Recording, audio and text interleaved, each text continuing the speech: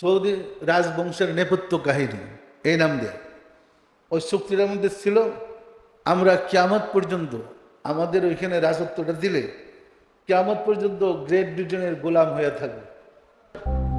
সম্মানিত আফ্রিকার ছেলেরা, এখন যারা আছে সৌদ বিন আব্দুল আজিজের বংশধর, এরা কিন্তু রাসূলের কেউ না, এরা উমাইয়াদের লোক, ইজিদের বংশধর। এরা ছিল যাযাবর।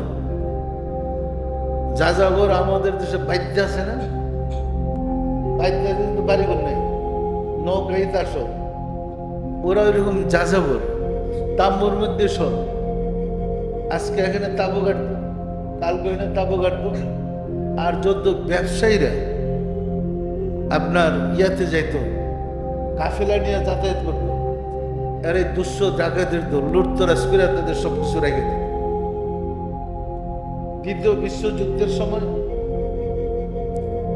ওরা ব্রিটিশরা ওদের সাথে একটা সম্পর্ক করলো আরব বিশ্বে এদের প্রভুত্ব প্রতিষ্ঠা করার জন্য। ওরা তখন এই যাযাবর গুলার সাথে একটা চুক্তি করলো সৌদ বিন আব্দুল আজিজের সাথে। আমরা ওই চুক্তিনামাটা পত্রিকার মধ্যে ছাপাইছিলাম, যার খেসারত আমাকে এখনো দিতে হচ্ছে।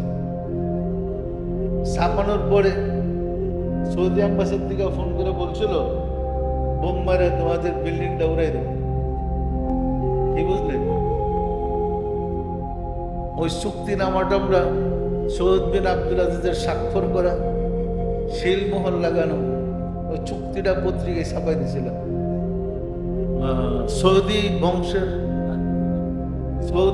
রাজবংশের নেপথ্য কাহিনী এই নাম দিয়ে ওই চুক্তিটার মধ্যে ছিল, আমরা কিয়ামত পর্যন্ত আমাদের ওইখানে রাজত্বটা দিলে কিয়ামত পর্যন্ত গ্রেট ব্রিটেনের গোলাম হয়ে থাকবে।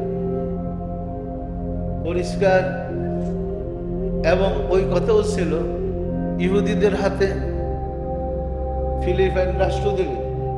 ফিলিস্তিন রাষ্ট্র দিলে আমাদের কোনো টেনশনের কারণ নাই, ওরা আমাদের খালাতো ভাই।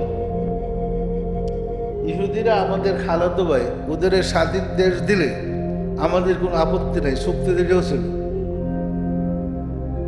এটা যখন আমি ছাপাইছি তখন তো বিভিন্ন জায়গাতে ফোন আসা শুরু হয়েছে আমাদের প্রতি।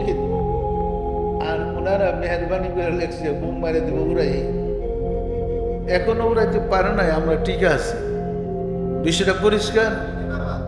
আশিকের রাসূলদের কাছে ফাঁকিবাজি করে লাভ নেই। চেষ্টা করলেও আপনাদের গোবর ফাঁসে যাবে। কি দরকার হলে নবীজির কাছে শুনে নেবো এরা কি করছে। আমার তার কিতাব পড়ে দেখার কোনো দরকার নেই। দরকার হলে রাব্বুল আলামিনের কাছ থেকে শুনে নেব। কোনো সমস্যা আছে?